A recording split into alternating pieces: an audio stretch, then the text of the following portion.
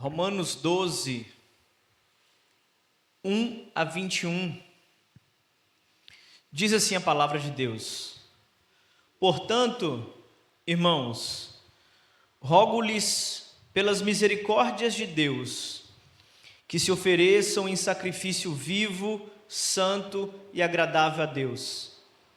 Este é o culto racional de vocês. Não se amoldem ao padrão deste mundo, mas transformem-se pela renovação da sua mente, para que sejam capazes de experimentar e comprovar a boa, agradável e perfeita vontade de Deus. Por isso, pela graça que me foi dada, digo a todos vocês: ninguém tenha de si mesmo um conceito mais elevado do que deve ter, mas ao contrário, tenha um conceito equilibrado, de acordo com a medida da fé que Deus lhe concedeu.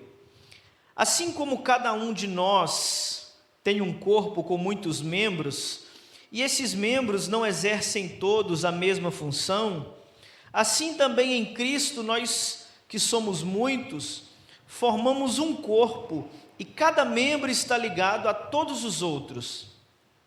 Temos diferentes dons, de acordo com a graça que nos foi dada.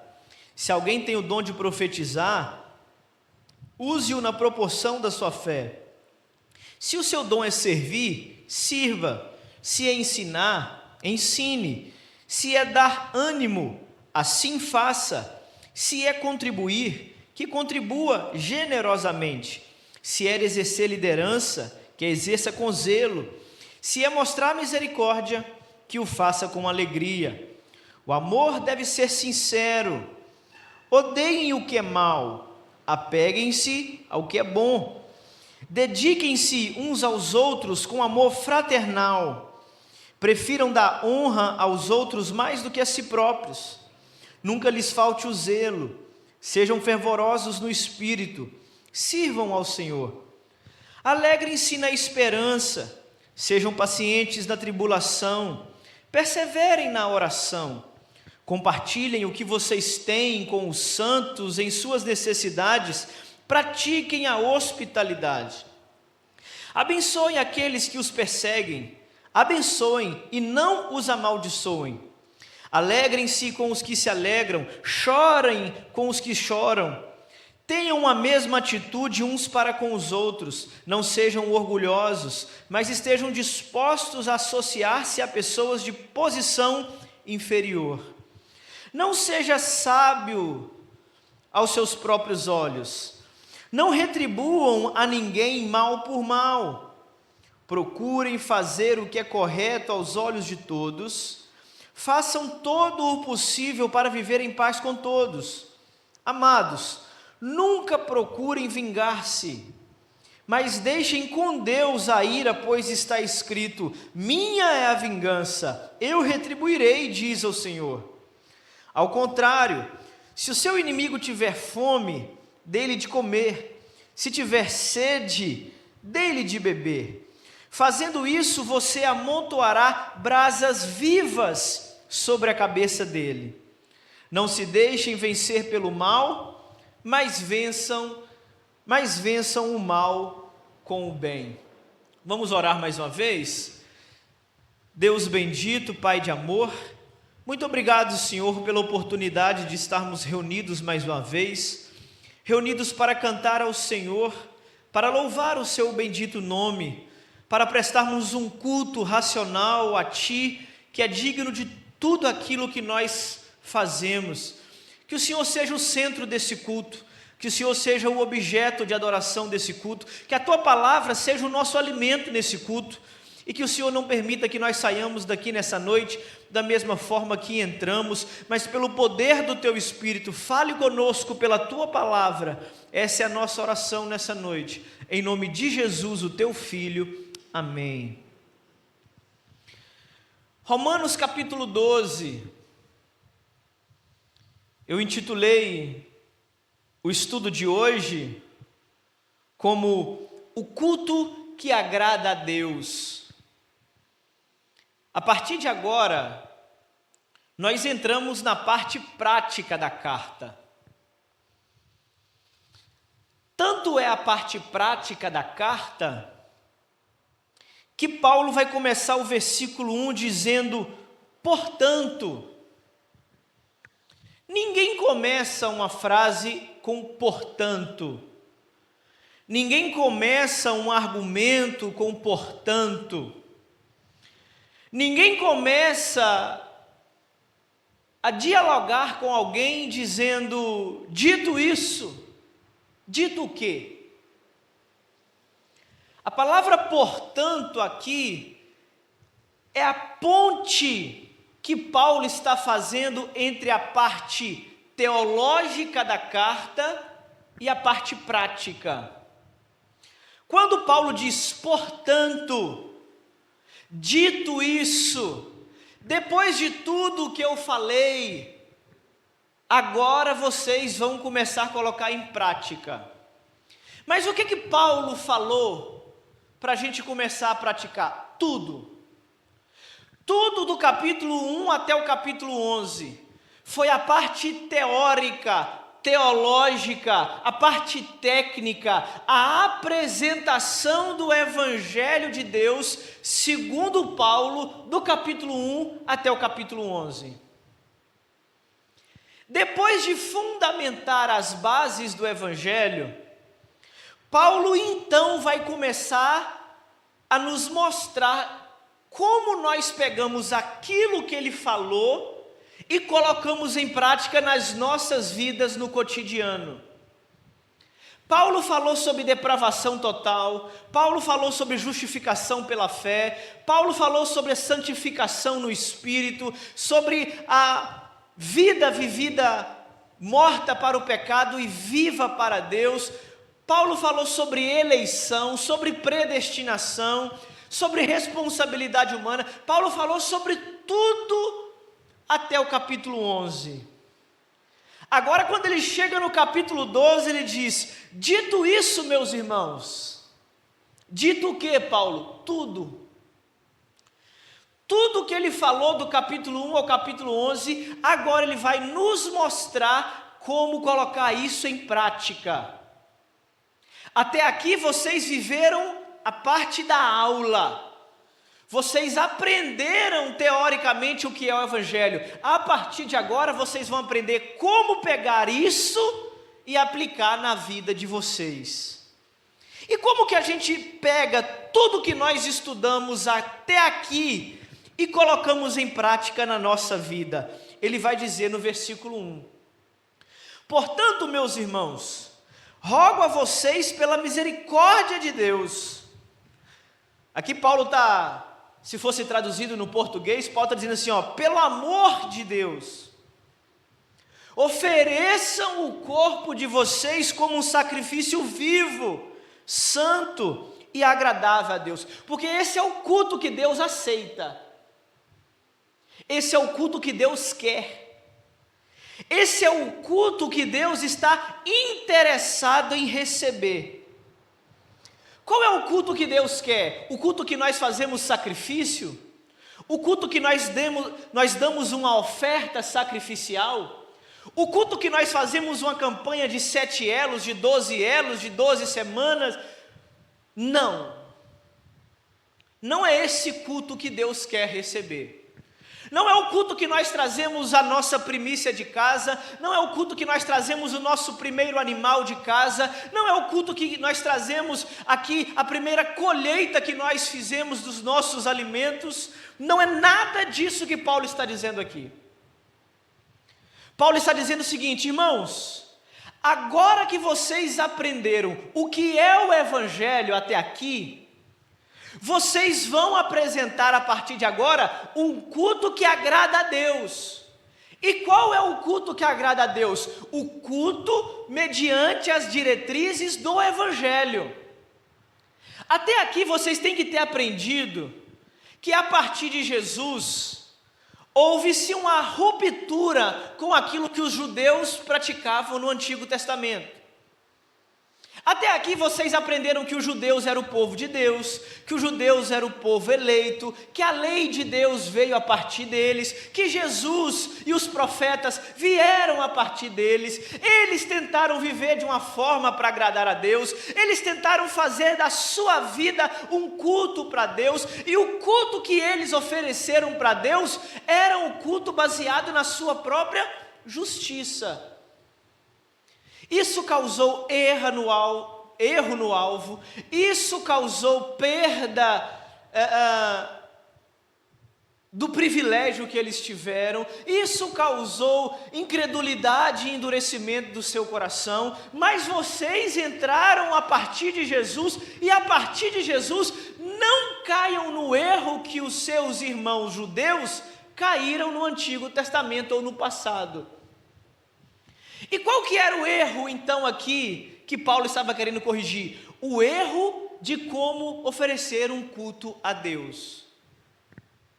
E Paulo está dizendo assim, o culto que agrada a Deus, ele vai usar a palavra aí, é o culto racional.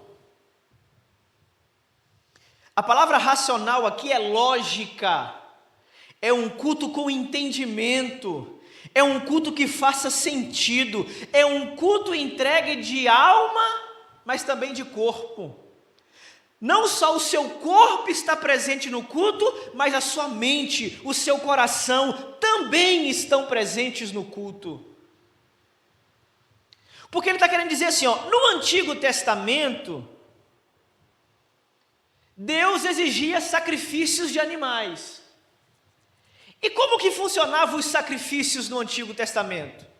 Você separava o melhor animal do seu rebanho, você separava a melhor porção do que você tinha, você tirava a primeira parte, você tirava a melhor parte, você entregava isso diante de Deus, e se essa oferta que você entregasse era uma oferta viva, no sentido de um animal, o que você tinha que fazer? Você tinha que degolar esse animal, você tinha que matá-lo, escorrer o seu sangue, aspergir o sangue, você tinha que entregar um animal em sacrifício para Deus, e esse animal que chegava até a presença de Deus era um animal morto, porque você tinha que matar o animal, porque aquela matança simbolizava a sua morte, que foi transferida os seus pecados para aquele animal, porque o salário do pecado era a morte. Para você não morrer, o animal morria em seu lugar.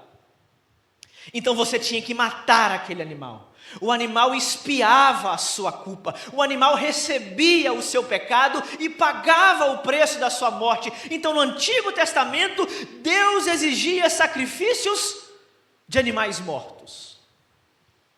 Aí Paulo está dizendo, agora parece que mudou.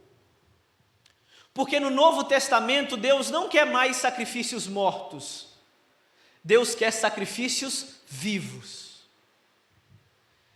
Como que funciona essa ideia de sacrifício vivo? Eu tenho que trazer o bode para dentro do culto? Onde nós vamos colocar? A igreja tem um curral lá atrás, onde quem traz boi coloca lá, quem traz jumento coloca lá, quem traz bode coloca lá, quem traz passar... Não funciona mais da forma como funcionava. Agora nós não trazemos animais vivos para morrer.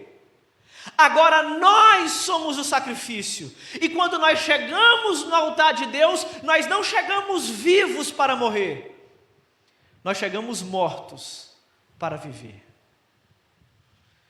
Porque quando você chegou diante de Deus, a sua situação espiritual era de morte. Por causa dos seus pecados você estava morto, por causa das suas transgressões você estava separado de Deus, e você não era digno de chegar no altar santo de Deus, mas Ele permitiu que você chegasse. Mas Ele não permitiu que você chegasse à toa, Ele permitiu que você chegasse morto, para Ele então transformar a sua vida. E assim como os sacrifícios do Antigo Testamento chegavam vivos para morrer, hoje o sacrifício chega morto, mas sai para viver. Vocês são o sacrifício que agrada a Deus. Vocês são o sacrifício que Deus quer. Deus não quer rolinha, Deus não quer pardal, Deus não quer bode, Deus não quer ovelha, Deus quer você. E quando eu digo que Deus quer você, meu irmão, Deus não quer o seu sacrifício. Deus não quer sua oferta sacrificial. Deus não quer a sua campanha, o seu jejum de madrugada que você faz para barganhar com Ele. Deus quer você por completo. Ah, pastor, Deus quer o quê? Deus quer 10% das minhas horas, então eu vou orar 2 horas e 40 minutos todos os dias. Pastor, Deus quer o quê? Para me prosperar, Deus quer uma oferta sacrificial, então eu não vou dar 10% não, eu vou dar 30%, uma oferta de sacrifício não. Pastor, Deus quer o quê? Porque no Antigo Testamento ele queria 10%, e agora? Agora ele quer tudo. Mas ele não quer só tudo do seu dinheiro, ele quer tudo do seu tempo.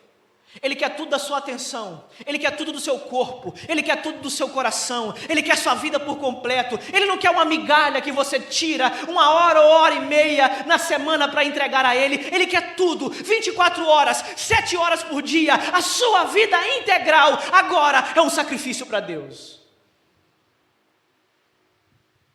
Ah não, é melhor ser católico, porque o católico faz um sacrifício no domingo, na missa, que simboliza o sacrifício de Cristo, então é uma vez só por semana. Pois é, aqui não, aqui Deus quer o sacrifício 24 horas, todos os dias, 7 dias por semana. E o sacrifício que Deus exige aqui, não é um sacrifício simulado. O culto que Deus exige aqui não é um culto de corpo presente somente. Você sabe o que é culto de corpo presente? É você vir no domingo, porque você marcou um compromisso às 19 horas, o seu corpo está aqui, mas a sua cabeça está no jogo de futebol que vai acontecer depois que o culto acabar. Ou na novela, ou no Fantástico, ou em qualquer outra coisa. O seu corpo está aqui, mas a sua mente não. É um culto de corpo presente. Deus não aceita esse tipo de culto. Porque se nós nos tornamos o sacrifício que Deus aceita, e se nós integralmente somos o sacrifício diante de Deus, o culto racional que Paulo está querendo dizer aqui é: o corpo de vocês é sacrificado, mas a mente de vocês também deve estar presente no momento do culto. Vocês vêm ao culto para se entregar a Deus, mas não é só entregar o seu corpo. Você vem entregar também a sua alma, a sua mente, o seu coração. Você se entrega por completo. E esse culto racional aqui, irmãos, é o culto que é feito com entendimento. É o culto que está sendo feito com raciocínio. É o culto que você sabe o que está fazendo, sabe o que está falando, sabe o que está orando. Não há espaço para irracionalidade no culto agradável a Deus. Não estou dizendo que o culto é só racional, que nós reprimimos as emoções em detrimento da razão, não. Nós somos seres emotivos, nós sentimos emoções no culto, mas tudo aquilo que nós sentimos, nós sabemos, porque faz parte do nosso culto, que é entregue a Deus com entendimento. Nós não viemos nesse culto para ficar cheio do Espírito Santo, cair para o chão afora, rodopiar, bater a cabeça, sair na ambulância e depois acordar no hospital e dizer: o culto foi tão poderoso que eu nem sei o que aconteceu. Que culto é esse? Porque o culto que agrada a Deus é um culto feito com entendimento. É um culto feito de maneira racional. É um culto que você entendeu o que aconteceu e você entendeu o que você entregou. Não existe culto que você ficou tão cheio de Deus que você não lembra mais o que aconteceu. Você ficou cheio de outra coisa, não de Deus, que recebe o culto racional. É claro que você arrepia. É claro que você se emociona, é claro que você sente sensações que aqui, diante da presença de Deus, você não encontra em outro lugar. Mas tudo isso é feito com entendimento. Eu sei o que está sendo acontecido, eu sei o que está acontecendo, a língua a qual estão cantando é a língua que eu entendo, o que está orando, sendo pregado, o que está sendo dito é para a minha edificação, e se é para a edificação é feito com aquilo que eu entendo. Porque agora Deus não quer mais que eu venha e traga um sacrifício. No Antigo Testamento você podia vir, trazer a rolinha, fez o sacrifício e ir embora. Não precisava nem esperar o culto acabar. O sacerdote nem terminou de falar, não, eu trouxe a minha parte, estou indo para a pracinha. Esse sacrifício hoje não agrada mais a Deus. Porque o sacrifício para Deus não adianta você trazer o seu corpo, mas o seu coração ficar em casa. Se isso acontecer um dia, pelo amor de Deus, fique em casa. Talvez seja por isso que esses bancos estão tão vazios. Porque o coração está em outro lugar que não seja aqui, cativa a palavra. E é melhor que o coração esteja em outro lugar e o corpo esteja junto, porque se o corpo estiver e o coração estiver em outro lugar, é pior. Era melhor ter ficado em casa para ver o Fantástico. Era melhor ter ficado em casa para ver a novela. Era melhor ter ficado em casa para ver o jogo de futebol, do que estar aqui e com a mente em outro lugar. Porque o culto que vocês prestam a Deus, o culto que Deus exige de vocês, é o sacrifício do corpo de vocês, mas também uma entrega da mente de vocês. Nós somos seres integrais, nós somos seres compostos por corpo e alma. Nós temos uma parte material e temos uma parte espiritual. Deus não quer só o nosso corpo, Deus quer tudo. Ah não, Deus quer só a nossa alma. Mentira, Deus quer tudo. E isso significa que nós devemos cuidar tão bem do corpo quanto nós cuidamos da alma. Tão bem da alma quanto nós cuidamos do corpo. Porque a uns cuidam do corpo, a esses nós chamamos de ratos de academia. É dieta, é suplemento, é treino, e ficam cuidando do corpo, e não há nenhum pecado nisso, desde que você cuide tão bem da sua alma, quando você cuida do corpo. Do outro lado nós temos aqueles que dizem que o corpo não importa, o que importa é o espírito. Então eu vou orar, eu vou jejuar, eu vou consagrar a vida para Deus, mas o corpo está deteriorando. O corpo é um poço de pecado, é glutonaria, é bebedice, é tudo que se pode ter de ruim no próprio corpo. Ele está cheio espiritualmente, mas o seu corpo está deteriorando. Deus não é o Deus de fantasmas, de espíritos sem corpos. Deus é um Deus de seres humanos, e não existe seres humanos sem corpos. Se você chegar na sua casa e ver um espírito andando por algum lugar sem corpo, você vai se assustar. Não é uma pessoa. Você não vai chamar a polícia. Você vai chamar eu. Eu sei disso. Pastor, vem cá que tem um negócio diferente aqui em casa. Pode deixar que eu vou. Vocês não acreditam em alma penada, né? Deus não é Deus de corpos, Deus não é Deus de espíritos, Deus é Deus de pessoas que são corpo e espírito, unidos, rendidos, entregues a Ele por completo. Deus não quer 1 hora do seu dia, Deus quer tudo. Deus não quer 10% do seu salário, Deus quer tudo. Deus não quer uma parte dos seus filhos, Deus não quer uma porcentagem da sua família, Deus não quer 30 minutos do seu emprego, Deus quer tudo. Você é o que Deus quer, você é o sacrifício que agrada a Deus, você é aquilo, a única coisa que Deus pediu. E quando você entrega tudo. Nós somos aquilo que Deus busca. Nós somos aquilo que Deus quer.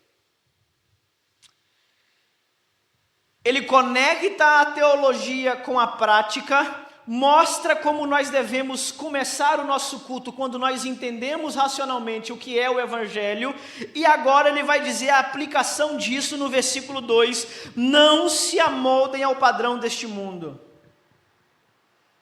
mas transformem-se pela renovação da vossa mente.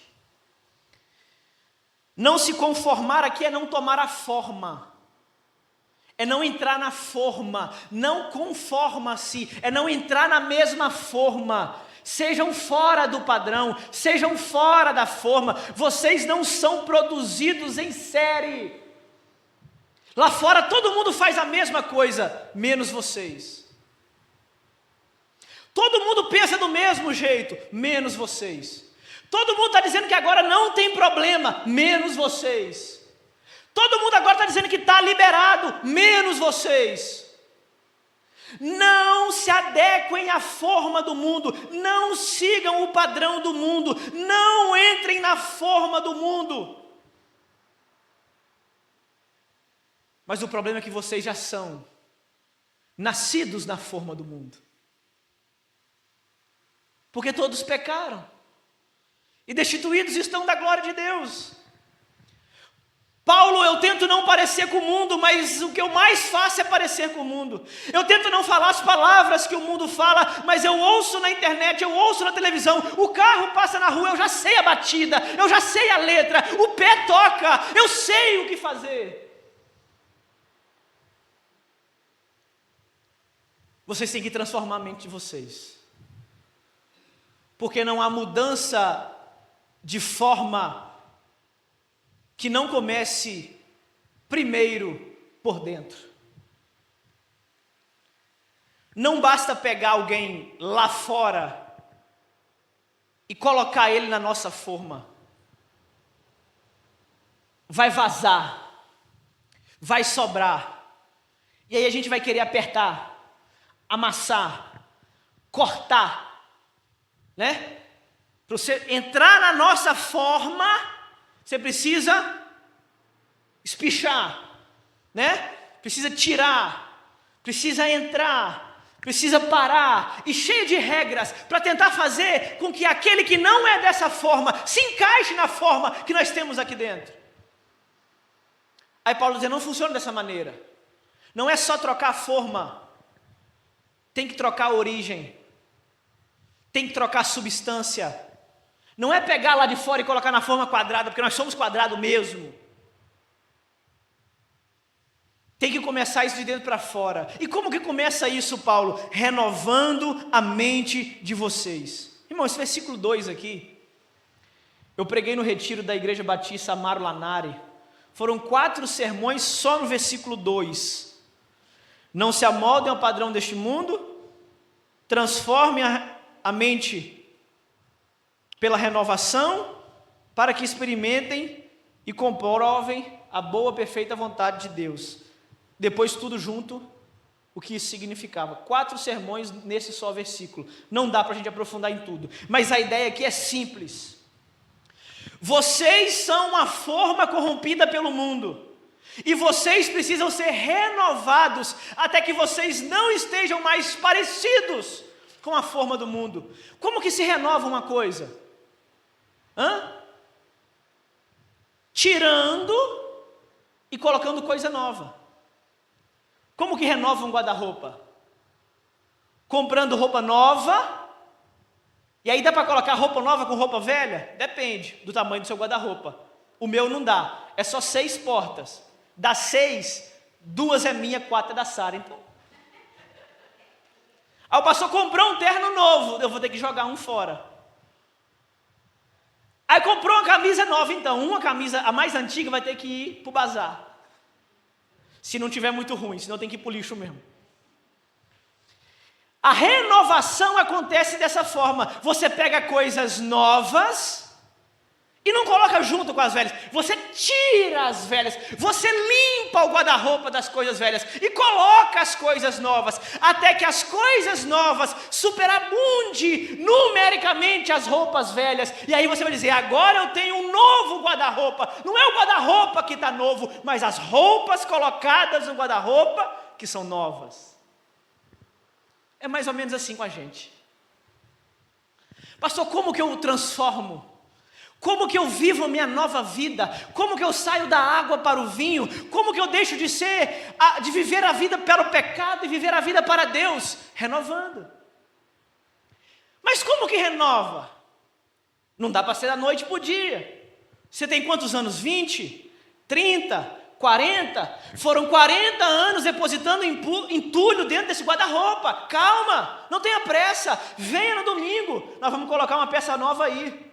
Venha de manhã também, que aí você vai ter camisa e bermuda num dia só. Venha na quarta-feira, você vai ter mais uma peça de roupa. E aí, depois de 1 ano, depois de 2 anos, talvez você tenha 10% do seu guarda-roupa novo. Mas sem pressa. O processo é longo, o trabalho é lento, o Espírito Santo está agindo, sem pressa. Você está vindo nas quartas aprendendo algo novo. E o que você faz quando você aprende algo novo? Você desaprende algo velho. Quantos aqui não aprenderam algo novo nessa série de Romanos? Ah não, pastor, mas eu achava que era dessa forma. Pois bem, é assim que renova. Você aprende uma coisa nova, desaprende uma coisa velha, porque aquilo tem que ocupar lugar. Não dá para coabitar a coisa nova com a coisa velha. Não foi isso que Jesus disse? Se você pegar um pedaço de pano novo para tentar remendar uma roupa que é velha, o pano novo que é mais firme, ele vai esticar a roupa velha, o pano velho, que vai trazer um prejuízo maior à roupa velha. Não se junta pano novo a pano velho. Não dá para colocar o evangelho na cabeça daqueles que vieram com muitas coisas lá de fora. Ah pastor, mas que dia que você vai lá ungir o meu carro? Não vou. Por que não? Porque a unção está em você. Você é a ungida, não o objeto. Isso aqui não é ungido. Sabiam disso, irmãos? Se quebrar aqui tem tijolo, tá? Não tem Espírito Santo. Se derrubar essas paredes aqui também não tem nenhum óleo milagroso lá dentro. Aí a gente fala, não pode subir no altar. Não existe mais altar. Nós nos tornamos o altar. Olha o que o pastor está falando. Não melhorou não, piorou. Porque você achava, quando eu cheguei aqui, as meninas não cantavam daqui de cima. Eu falei, por quê? Lá é mais santo? Ah, porque acostumou. Eu falei, não, pode subir lá em cima. Ou vocês acham que não pode subir aqui quem está em pecado? Então o pastor já era para ter sido fulminado. Vocês acham que eu não tenho... Eu deixo isso bem claro, os meus pecados para vocês. Então, não existe altar mais. Não existe sacrifício mais. Não existe sacerdote mais. Não tem que chegar diante do pastor, que pastor trouxe minha galinha, degola e tira o meu pecado. Não existe mais. Você é o sacerdote da sua casa, você é o sacerdote da sua vida, você é o altar do Espírito Santo. Agora Deus não habita mais aqui dentro, Deus habita aí no seu coração. E isso é muito mais responsabilidade. Não só pode subir para o altar quem é santo, irmão.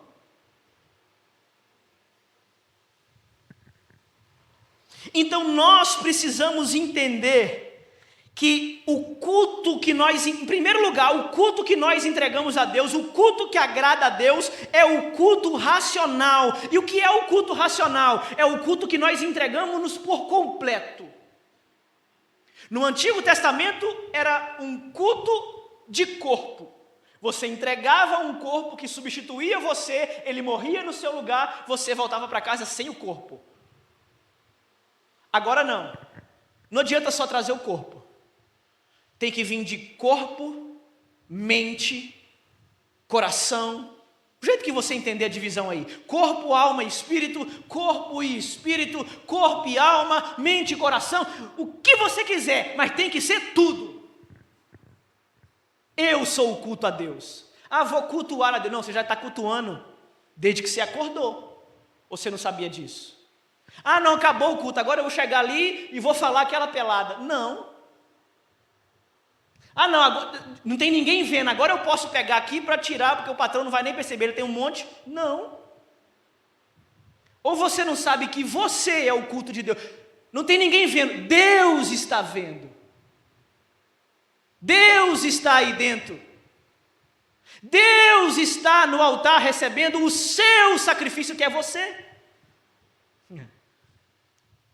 Isso é muito mais temeroso, isso tem que dar muito mais pavor em você, isso tem que te estremecer no banco, porque você não tem que se comportar 1h30 aqui dentro, você tem que se comportar 24 horas enquanto Ele está aí dentro.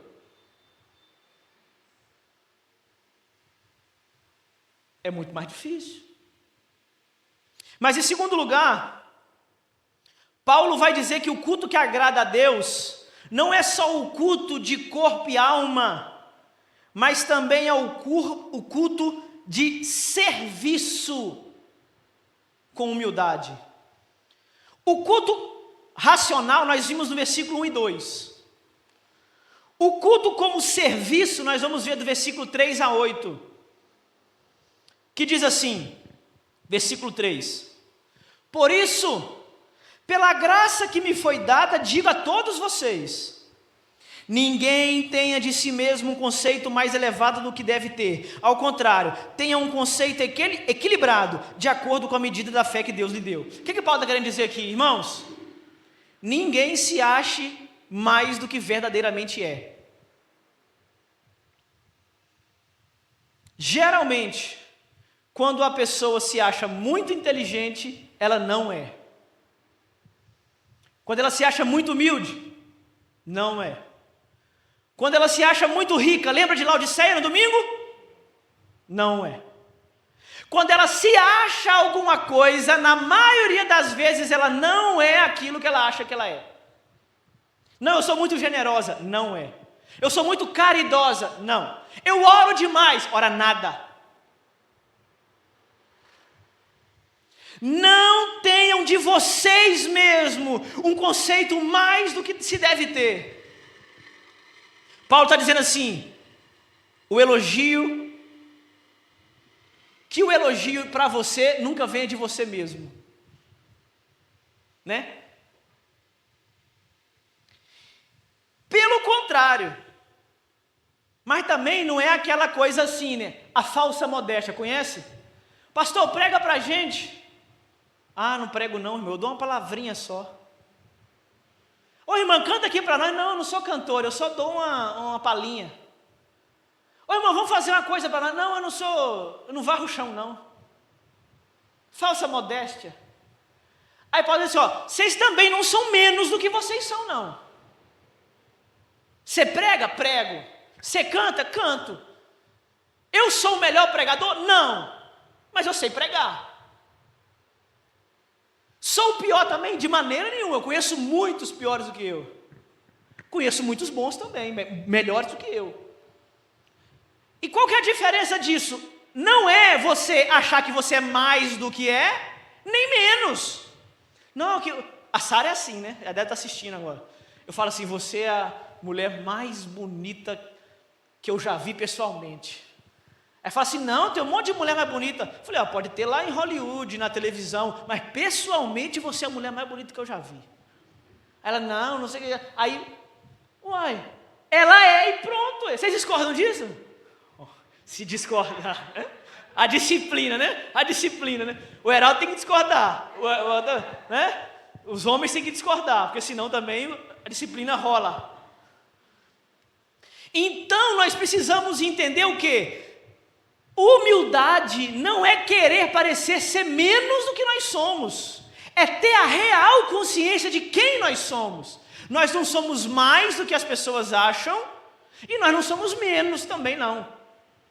Não é nem o que as pessoas acham, do que realmente nós somos. Quem nós somos? Miseráveis, pecadores, que mereciam o inferno e que foram aceitos, adotados por causa do sacrifício de Cristo. Ponto.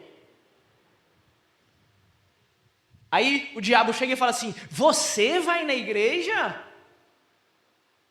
Por quê? Não, você não tem comportamento de estar lá não. Claro que não tem, é por isso que eu estou na igreja e não no céu. Se eu já tivesse perfeito, Jesus já tinha me levado, com certeza. Mas se é crente daquele, sou, por quê? Porque lá eu estou buscando o aperfeiçoamento dia após dia. Então, eu sei dos meus pecados, não escondo, e sei que eu não sou os meus pecados. E ninguém tem a autonomia de me rebaixar por causa dos meus pecados. Eu não sou mais do que os meus pecados é.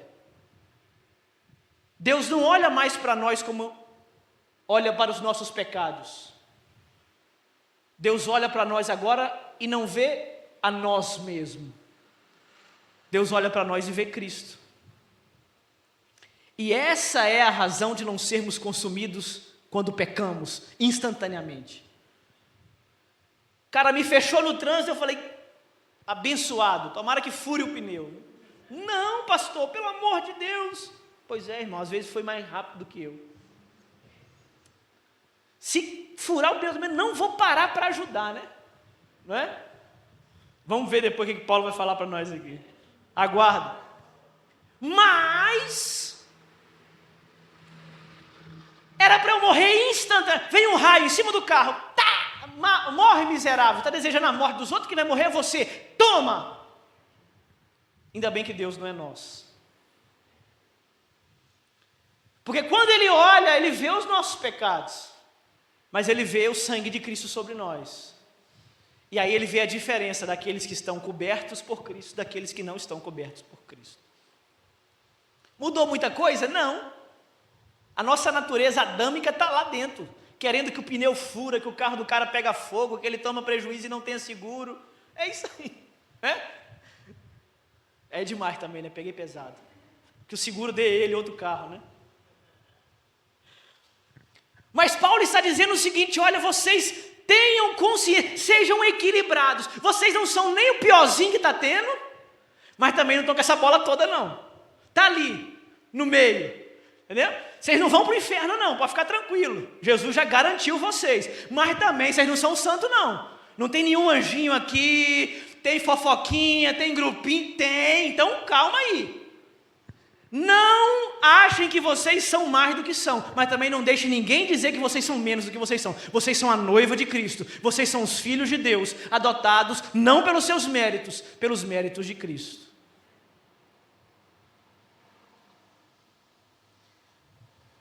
Aí ele vai dizer assim: olha, vocês vão servir, cultuar a Deus servindo aos outros com humildade. O que nós aprendemos aqui? Que humildade não é se fazer de coitadinho, mas é ser quem realmente é. Aí ele vai dar uma lista de dons. Ele vai dizer assim: por que nós precisamos agir com humildade? Porque na igreja há pessoas diferentes. E por que tem que ter humildade na igreja? Porque algumas pessoas têm dons diferentes de outras. Vocês veem o Arlen, canta e prega. Se ele não fizer isso com humildade, a minha vontade é de apertar o pescoço dele, porque eu não sei tocar. Ele não só canta e prega, ele canta, prega, toca. Meu Deus do céu. E aí, Paulo está dizendo assim: olha, pastor Mateus, não fique com inveja do Arlen. Arlen, não jogue os seus talentos na cara do pastor Mateus. Por quê? Se eu canto, se eu prego, se eu faço tudo, eu abro a igreja, eu colho a oferta, eu fecho a igreja, eu faço tudo, quem não faz nada é menos do que eu. Humildade. Paulo já começa com um antídoto. Antes de você achar que você é por causa dos seus dons, calma. Aí ele vai citar. Porque assim como são vários membros, e os membros são diferentes, a igreja de Cristo tem pessoas diferentes, mas todos precisam um do outro. Uma igreja não pode nem ter todo mundo que concorda com todo mundo. Porque senão, como que nós vamos crescer em paciência? E tem uns irmãos que, sim, né? Nos ajuda a ter paciência, né? Aí vai lá e não... Deus está trabalhando, Deus está usando, olha que bênção, olha como que esse irmão é uma bênção na sua vida. Deus está usando o irmão para te ajudar a ter paciência. Que coisa boa, hein? A irmã vai lá e fala um negócio que você não falou, mentira, aí todo mundo fica... Aí depois ela vai vir no culto, o que você tem que fazer é pegar na mão dela, perdoar ela, abraçar ela. Olha que coisa boa, é Deus te ensinando como que você tem que perdoar, assim como Ele te perdoou, porque você peca todo dia, miserável. E depois vai correndo para Ele: Senhor, me perdoa de joelho, e Ele te perdoa. Quando a irmã fala uma fofoquinha de você, eu vou embora, não volto mais, tchau. Imagina se Deus fizesse assim com a gente: não, pecou de novo, agora não tem mais perdão. Perdoa as nossas ofensas. Assim como, irmão, Jesus colocou um negócio muito difícil. Ele colocou uma condição para o perdão. Você quer ser perdoado? Você só será na medida que você perdoar. Assim como, Senhor, perdoa as nossas ofensas, assim como nós perdoamos os nossos devedores. Ixi, Eu gosto muito de ser perdoado, mas perdoar... Aí ele vai dizer, olha, se você tem um dom, usa de acordo com que a graça lhe foi dada. Se alguém tem um dom de profetizar, profetize na proporção da sua fé. Se o seu dom é servir, sirva. Se é ensinar, ensine. Se é dar ânimo, faça. Se é contribuir, contribua. Irmão, vou falar uma coisa para vocês aqui agora de coração. Vocês, alguns, é a primeira igreja que eu vejo pessoas... Não, eu já conhecia outra, mas assim... na igreja. Aqui não, aqui nós temos vários que tem esse dom aqui, que é o dom de generosidade. Eu vejo o pessoal aí fazendo jejum, buscando o dom de falar em línguas. Vocês já viram ou não? Pois é, tem. Como é que eu faço para ter o dom de falar em línguas? Em algumas igrejas aí você tem que orar muito, buscar muito, jejuar muito. Então você tem que buscar o dom. E quais são os dons que essas pessoas estão buscando? Falar em línguas, de profetizar, de curar, fazer maravilhas. Sabe o que é o dom de fazer maravilhas? Não é dom de curar. O dom de curar é a pessoa estar com câncer, você orar por ela não ter câncer mais. O dom de fazer maravilhas é a pessoa ter morrido, você orar e ela ressuscitar. É a pessoa não ter braço. Conhece alguém que não tem um braço? É você orar e o braço nascer na hora. As pessoas estão buscando esse dom. Mas o dom de generosidade, eu não vejo ninguém buscar. Vou fazer uma campanha aqui para ajudar a irmã, precisa de X. Ah, irmão, aí eu sei quem são os que têm o dom. Aí eu vejo quem tem o dom. Não, irmão, não é para falar no grupo não, é para chamar no meu privado. Diminui ainda. Porque se for para os irmãos ver que eu estou doando, eu vou. Agora, se não for para ninguém ficar sabendo, só o pastor, e eu sei que o pastor não é fofoqueiro, não vai contar para ninguém mesmo, então não vou não. Não vou nem falar que você doou, irmão. Você doou porque você quis. Não, pastor, não vai sair meu nome lá, não vai sair nome não. Você não vai saber nem o nome para quem você doou. Ah, pastor, e se o senhor tiver colocado na sua conta? Aí, se você não confia em mim, pode procurar outro lugar para você congregar. Eu estou te dizendo que eu vou fazer uma campanha para ajudar alguém. Você acredita ou não? Aquele que tem o dom de contribuir, contribua generosamente. E aí tem vários outros dons aqui. Não quero entrar no mérito dos dons, isso aqui daria um estudo só de quarta-feira. Mas o que Paulo está querendo dizer aqui? O tema do capítulo 12 é o culto que agrada a Deus. Em primeiro lugar, o culto que agrada a Deus é o culto de corpo e coração. Em segundo lugar, o culto que agrada a Deus é o culto em serviço pelos outros. Por que é importante bater nessa tecla? É possível a gente servir para nós mesmos? É. Não é o ideal, tá? Nós somos árvores. Árvores não comem seu próprio fruto. Árvores produzem fruto para outros comerem. Mas às vezes eu posso querer comer o meu próprio fruto. Às vezes eu posso gostar da sensação de ver as pessoas comendo o meu próprio fruto. Às vezes eu posso gostar de ver o prazer das pessoas comendo do meu fruto. Não, se eu não cantar, ninguém canta como eu. Se eu não pregar, ninguém prega como eu. Se o dia que eu faltar no culto, essa igreja vai ver que não tem culto. Oh, irmão. Paulo está dizendo assim, olha, vocês devem entregar o culto a Deus servindo uns aos outros. Primeiro, você já fez isso de intenção. Agora, segundo, você vai fazer isso entregando. Porque entregar o seu corpo como sacrifício vivo não é vir sentar aqui não, gente. Não, no domingo eu vou lá, sento 1h30, escuta esse pastor gritando por 1 hora, o louvor 30 minutos compensa, entreguei o meu corpo, eu estou aqui, Jesus. Não, irmão. Entregar o corpo como sacrifício vivo é servir os seus irmãos. É ver que não tem ninguém lá para passar o slide aqui como no último culto. Pastor, como é que faz? Me ensina. Ensino. É ver que está dando alguma coisa errada. Não, todo domingo esse som, meu Deus, isso aqui está dando errado. Pastor, me ensina. Ensino. Porque quem está ali está com dificuldade, então a gente troca também, porque nem todo mundo nasceu para estar em todos os lugares. Se você pegar, pastor, eu quero tocar, vamos tocar. Se eu ver que não é sua praia, meu irmão, vai varrer chão, vai pegar água, não é para tocar. Ah, pastor, eu gosto de cantar, vamos ensaiar. Irmão, não é para você. Pastor, eu gosto de pregar, vamos pregar, irmão, vamos começar no culto domingo de manhã. Aí prega, não dá não. O que você faz mais? Ah, não, eu gosto de abraçar as pessoas. Então vem, tem um lugar para você, vai lá para a porta. Ah, mas na porta ninguém vai ver, todo mundo vai ver. Ah, pastor, com criança, lá no fundo. Mas no fundo ninguém vai ver. Você está fazendo para quem? Então, entenda que o que você entrega para o outro também é culto a Deus. É isso que Paulo está falando aqui.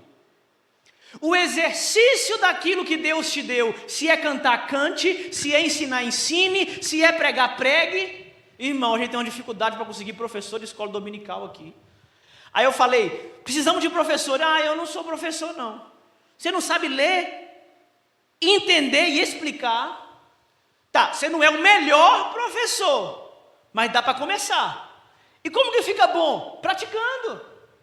Ah, pastor, eu não sei pregar não, você não sabe? Tem 1 ano que eu estou aqui pegando o texto, lendo com você, explicando, você não aprendeu ainda a ler o texto. Você não precisa ser o melhor pregador da igreja, você não precisa ser o melhor professor de escola dominical da igreja, você não precisa ser o melhor cantor da igreja, você só precisa fazer aquilo de acordo com o que Deus te deu. Porque Deus não vai cobrar de você, olha, você não era, quando você chegar lá, você não era a melhor cantora da PIBAN, você não conseguiu ser o melhor pregador do mundo. Não é isso que Deus vai exigir. Deus vai exigir sim, Mateus, cadê o talento para pregar que eu te dei? Ah, pastor, eu olhei para o Billy Graham, olhei para o Spurgeon, olhei para o Hernandes, vi que eles eram top de linha e falei, não, ninguém quer me ouvir, quer ouvir eles. Então eu peguei o meu talento e guardei, não prego não. Eu não mandei você pregar igual o Hernandes. Se eu quisesse 2 deles, eu tinha feito. Eu não mandei você pregar igual o Billy Graham. Eu não mandei você se comparar a Spurgeon. Eu mandei você pregar para a primeira igreja batista de Mesquita. Por que você não pregou? Essa é a responsabilidade que Paulo está ligando nos irmãos de Roma, dizendo que aquilo que Deus entregou a eles e eles não estão usando, é um culto de corpo presente que eles não estão oferecendo. Você veio para o culto, mas não entregou, não cultuou. Não quer dizer que você tem que fazer isso todo culto. Graças a Deus a gente tem escala, para ninguém se sobrecarregar, mas você tem que servir. Por quê, pastor? Porque nós somos tanto abençoados quanto você exerce aquilo que Deus deu só para você. Pastor, você quer dizer que a igreja depende de mim? Não, a igreja não depende de você. Mas nós nos tornamos melhores quando você exerce aquilo que Deus te deu. Vocês são melhores porque eu vim para cá pregar. Mas não é por causa de mim. Deus me trouxe aqui para me melhorar também, como crente, através de vocês. E vocês têm dons que, se vocês não utilizarem, a igreja de Cristo, a noiva, o povo comprado pelo seu sangue, será mais pobre, porque você escondeu o que Deus te deu. Isso não te arrepia a espinha? A igreja de Jesus será menos do que ela deveria ser, porque você não está cumprindo aquilo que Ele te deu. O irmão do seu lado é menos crente porque você não está desempenhando o seu papel. O pastor é menos crente porque você não está desempenhando o seu papel. A igreja é menos crente porque você não está desempenhando o seu papel. Somos um corpo. Não tem como pegar um membro do corpo e isolá-lo. Ele fica dormente, ele atrofia. E um membro atrofiado prejudica todo o corpo. Não dá para ir na academia e malhar só o braço direito, ou só a perna esquerda. Um lado vai fortalecer, o outro vai ficar definhado. E quando você precisar pular de algum lugar e aterrissar com as suas 2 pernas, uma vai aguentar o impacto, a outra vai quebrar. Aí você vai ver a falta que faz ter as 2 pernas por igual. Assim é a igreja de Cristo. Ah, mas o irmão não está onde deveria estar por causa de você. Você que não exerce a profecia como deveria exercer. Profecia aqui é anunciar a palavra do Senhor. Não é adivinhação. Profetizar é dizer, assim diz o Senhor. O que o Senhor está dizendo? Está aqui. Isso é profetizar. Aquele que tem o dom de profetizar, use na proporção da sua fé. Aqui não é uns que profetizam mais, outros que profetizam menos. A palavra fé aqui não é o dom de Deus, é o conjunto de entendimento sobre o dom de Deus. Nós temos dois significados que Paulo usa como fé. Aquilo que nós temos como requisito de salvação, a fé que Cristo morreu por nós, esse é um tipo de fé. Mas nós temos a fé como conjunto de doutrinas acerca de Cristo. A nossa fé qual é? Entendeu? A fé como um conjunto. Então você pode profetizar de acordo com a sua fé. O que é isso? De acordo com o que você sabe. Eu não conheço a Bíblia toda, nem eu. Eu já li a Bíblia toda, conhecê-la não. Tem história que... pastor, você lembra daquela história qual? Não lembro. Te espanta isso? Desculpa, eu só tenho 27 anos. Quem sabe até no final. Não sei tudo, mas eu ensino o que eu sei. E se você aprendeu o que eu ensinei, a partir de agora, a sua responsabilidade é ensinar pelo menos o que você sabe. Ninguém sabe tão pouco que não possa ensinar nada. E ninguém sabe demais que não possa aprender nada. Ô irmãos, eu aprendo com cada um de vocês. A maioria de vocês tem idade para ser meus pais ou meus avós. Eu tenho idade para ser filho e neto de vocês, e eu tenho certeza que vocês também aprendem comigo. Então, a pessoa que chegou ontem na igreja, domingo, ouviu o sermão de domingo, já tem a responsabilidade do que ela aprendeu no domingo, transmitir para aquele que nem domingo veio. Conseguem compreender isso? O corpo funciona melhor quando todos os membros estão saudáveis. Todos os membros estão orando, todos os membros estão funcionando, todos os membros estão em sintonia. Isso também é culto a Deus. Ministério de intercessão. Para que chegar uma hora mais cedo? Culto a Deus. Vocês preparam o caminho. Vocês oram para que Deus tire os espinhos do caminho, as pedras do caminho. Para quê? Para eu que estou lá em casa, fazendo a última leitura do sermão, pregar, e aquela pessoa receber de bom grado, porque oraram antes.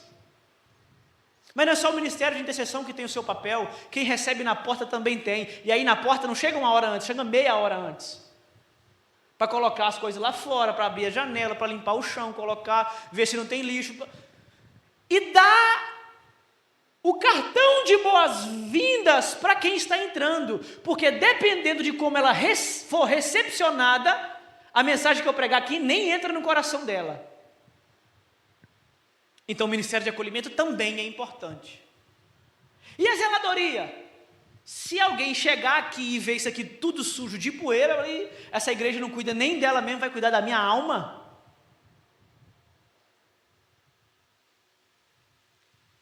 Perceba que tudo precisa estar funcionando.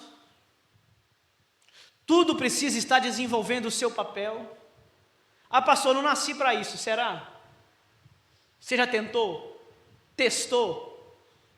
Antes de ser pastor de igreja, eu já fui testado em outros lugares. Alguns pareciam que ia dar certo, outros nem tanto. Já fui testado para ser pastor de jovens. Falei, 1 ano. Eu sou jovem, mas minha alma é idosa. Como que a gente sabe que a gente nasceu para alguma coisa? Testando. Pega para fazer. Não deu conta? Não tem problema, não é a minha praia. Olha, fiquei 1 ano com esses jovens, eu suei, não é para mim, meu negócio é ensinar. Não tem problema nenhum dizer que não é bom em tudo. Se Deus te deu 1 talento, use na proporção da sua fé. Se Deus te deu 3, 5, 10, use na proporção da sua fé. Você não precisa competir com ninguém. Ninguém está competindo com o outro. Nós estamos cooperando para que cada um se aproxime da imagem perfeita do homem que é Cristo. Mas em último lugar, nós não só cultuamos a Deus de corpo e alma, nós não só cultuamos a Deus servindo uns aos outros, mas nós cultuamos a Deus amando pessoas de todos os tipos. Versículo 9 a 21. Versículo 9 a 21, Paulo vai nos mostrar o amor que transforma relacionamentos. E dentro desse amor, há 2 categorias de pessoas que são alvos desse amor. Versículo 9 a 13, ele vai falar do amor para com os crentes, os domésticos da fé. Versículos 14 a 21, ele vai dizer como nós devemos amar os não crentes, os que não fazem parte da igreja. Ele diz assim: com os crentes, o amor deve ser genuíno, sem hipocrisia, comprometido com o bem, caloroso na fraternidade, fervoroso no serviço, alegre na esperança, paciente na tribulação, perseverante na oração, hospitaleiro e generoso. Isso vocês fazem com os crentes, crente com crente. Paulo, mas amar quem me ama é fácil. O difícil é amar sem receber em troca. Pois bem, é aí que vocês vão ver o relacionamento serem transformados pelo amor. Versículos 14 a 21. Quando as pessoas te perseguirem, vou perseguir de volta. Não. Você vai abençoar eles. E quando as pessoas se alegrarem, eu vou invejar. Não, você vai se alegrar com ele. Quando chorar, eu vou rir. Não, você vai chorar com ele. O que é mais fácil, chorar com os que choram ou se alegrar com os que se alegram? Chorar com os que choram é muito mais fácil. Se compadecer da desgraça dos outros é muito mais fácil. Ver que o outro está na pior é muito mais fácil. Mas saber que o outro está melhor do que você e se gloriar nisso, aqui que você está cultuando a Deus. Fui na casa do irmão, tomei um café. Quando ele for na minha casa, eu vou fazer para ele um café. Fui na casa do irmão, ele me deu um café seco. Na minha casa também vai tomar só café seco. Não é assim. Nem direta não, pode ficar tranquilo. Graças a Deus, ninguém fez isso. Quando fizerem com você, tenham a mesma atitude com que vocês gostariam que fizesse com você. Fechou você no trânsito? Freia, irmão. Não mete a mão na buzina, não. Vai, abençoado, está com pressa, pode chegar primeiro. Não estou competindo corrida com você. Botou o dedão para fora. Se dá para encostar do lado, ele fala assim: que Jesus te abençoe. Fazendo, olha que interessante, olha o que Paulo diz assim, se o seu inimigo, versículo 20, se o seu inimigo tiver fome, você mata ele de fome? Não, dê ele de comer. Se ele tiver sede, dê a ele de beber. Fazendo isso, amontoará brasas vivas sobre a sua cabeça? Não, sobre a cabeça dele. Brasas vivas aqui, irmãos, é carvão pegando fogo em cima da sua cabeça. Não é quando alguém te fizer o mal e você fizer o bem, sua cabeça vai pegar fogo. A cabeça dele vai explodir. Por quê? Porque como que pode? Eu fechei esse cara, quase fiz ele bater o carro, e agora eu furei o pneu 1 quilômetro depois, e o abençoado que foi fechado parou para me ajudar a trocar o pneu. Esse cara é esquisito. Esse cara é louco. Você deve ser crente, né, irmão? Você deve ser crente, né? Porque pelos frutos conhece a árvore. Não se amoldem ao padrão deste mundo. Qual que é o padrão do mundo? Me fechou? Agora eu vou brincar de carrinho de bate-bate, vou jogar ele lá no buraco. O carro dele estragou, eu vou passar e vou buzinar. Aí, apressadinho, fica para trás. Esse é o padrão do mundo, sim ou não? É isso que o mundo naturalmente faz, mas vocês não. Se aquele que te fez mal tiver fome, você vai ser aquele que vai encher a barriga dele. Se aquele que comprou na sua loja e não pagou tiver necessidade, você vai pegar aquilo que tem e que pode e vai dar para ele. Fazendo isso, você vai encher a cabeça dele de brasas vivas. Ele vai ficar perturbado. Ele não vai conseguir dormir. Ele vai deitar e vai pegar fogo. Não porque dei o troco, ó. Comigo é assim. É 8,80. Né? Fez comigo, eu fiz dobrado. Não. Fez com você. Se mandar você caminhar 1 milha, caminha 2. Se alguém chegar pedindo a sua capa, dê a ele a túnica também. Se bater na sua cara, agora quero ver se esse pastor é crente. Toma, pastor. Por favor, na outra também. É assim que você cultua a Deus. Ah não, Paulo, aí não dá não. Cultuar a Deus de corpo e alma, consigo. Cultuar a Deus servindo aos meus irmãos, faça um esforço, mas dá. Agora, cultuar a Deus, mandando coraçãozinho pro cara que mandou dedinho do meio para mim, não dá não. Passa do lado e manda um beijo. Jesus te ama. Ô irmão, o camarada vai ficar maluco. Aí Paulo está dizendo assim, vocês não cultuam a Deus sozinhos, primeiro lugar. Vocês cultuam a Deus sozinho, primeiro lugar, versículo 1 e 2, de corpo e alma.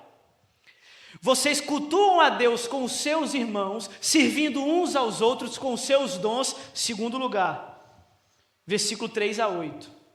Mas você cultua a Deus também amando aqueles que não merecem o seu amor, terceiro lugar, versículo 9 a 21. Amar a Deus é fácil demais. Você nunca viu ele? Amar o irmão que pensa igual a você, bom, se for Bolsonaro eu amo, se for Lula eu não amo não. Se for Lula eu amo, se for Bolsonaro eu não amo não. Se for atleticano, eu piso em cima, se for cruzeirense eu estendo a mão. Não é assim? Não! É você ajudar quem não merece, é você ajudar quem está lá fora, é você ajudar quem te prejudicou. Porque com Deus não fez nada com você, só fez o bem, é fácil. Com o seu irmão faz bem, mas também faz mal na fofoquinha, mas também te ajuda a servir um copo d'água. O irmão está ali, sabe, no meio termo. Deus não faz mal a ninguém, só faz o bem, fácil amar Deus. O irmão da igreja faz umas coisas ruins, mas também faz umas coisas boas, eu relevo. Mas o camarada lá de fora, ele não faz nada que possa me beneficiar. Mas é nesses casos que você mostra se você passa na peneira, nas 3 peneiras do culto que agrada a Deus. Qual é o culto que agrada a Deus, meus irmãos? Primeiro, o culto individual, de corpo e alma. Eu e Deus, 24 horas, não 1h30 aqui dentro do templo. Segundo culto que agrada a Deus, meus irmãos, o culto servindo aos outros com os meus dons e talentos. Aí pode ser aqui, pode ser fora, não só aqui, precisou de uma cesta, vamos, precisou de uma visita, vamos, precisou de uma oração, vamos, está servindo com o seu dom. Terceiro culto que agrada a Deus, versículo 21. Não se deixem vencer pelo mal, mas vençam o mal com o bem. Vocês querem colocar o evangelho em prática? Vocês ouviram do capítulo 1 até o capítulo 11. Agora nós vamos ver como que isso desemboca na nossa vida. Não, eu sou crente, mas minha mão não é não, pastor. Se pisar no meu calo, não se deixem vencer pelo mal. Não, pode vacilar comigo uma vez, mas na segunda ninguém pisa na bola comigo. Imagina se Jesus fizesse isso com a gente. Não, a pessoa errou comigo uma, duas, a terceira não erra. Imagina se Jesus fizesse isso com a gente. Não se deixe vencer pelo mal. Paulo está dizendo, a pessoa faz mal com você hoje, faz mal com você amanhã, faz mal com você a semana toda, e teve uma hora que você cansou de tanto mal que ela fez a você. Pois é, não cansem do mal que as pessoas possam fazer a você, mas vençam o mal que elas fazem a você, fazendo o bem a elas. Fazendo assim, quem vai ficar maluco da cabeça não é você, mas é ele. Como que pode? Eu só prejudiquei fulano, comprei e não paguei, depois fiz mais conta, eu sabia que não ia dar para pagar, e passei no cartão e não paguei, e agora ela está mais endividada do que eu que devia. E quando eu precisei, ela foi a primeira a vir aqui trazer uma cesta básica, a me ajudar, a falar, se você quer ir para a igreja, eu vou passar aqui, vou te levar todos os dias. Como que pode? Paulo está dizendo, Deus está sendo cultuado quando você está conseguindo amar os que te odeiam. Amar Deus é muito fácil, amar o irmão da mesma igreja, porque se mudar de igreja também é mais difícil de amar, né? Agora nós aqui, eu tolero, mas aqueles que não me favorecem em nada, não amo não, pastor. Pois é. Os crentes sempre caem na terceira. Que Deus em Cristo nos ajude a prestarmos um culto o tempo todo que agrada a Ele. Nós somos o culto que Deus quer. Nós somos o sacrifício que agrada a Ele. Nós somos por inteiro dEle. Mas não só nós, os nossos irmãos também. Não só nossos irmãos, aqueles que não são irmãos também. Esse é o evangelho na prática. Você pode saber de depravação, você pode saber de justificação, você pode saber de santificação, mas pode cair na hora de amar. Não, eu sei muito bem que a salvação é só pela fé, eu sei que o processo da santificação é causado pelo Espírito, eu sei que nós éramos mortos em pecado, mas Deus nos deu vida. Nós quem? Se na hora de amar aquele que ainda não recebeu vida de Deus, você não consegue. Na verdade, nós só podemos dar aquilo que nós recebemos.